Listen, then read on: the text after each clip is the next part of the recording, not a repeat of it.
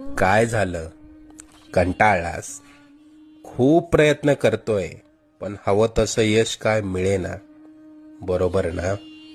आता ही धावपळ सोडून कुठेतरी लांब निघून जावंसं वाटतंय ना? अजून किती दिवस सोसावं लागणार हेच तुझ्या डोक्यात कायम असतं. त्याच त्याच गोष्टींना पुरता कंटाळून गेलायस तू. मला माहितीये, या वेदना आता तुला सहन होत नाहीये. यापुढे अशी समस्या तुला सतावणार नाही. तू आजपर्यंत भरपूर दुःख सहन केलंस.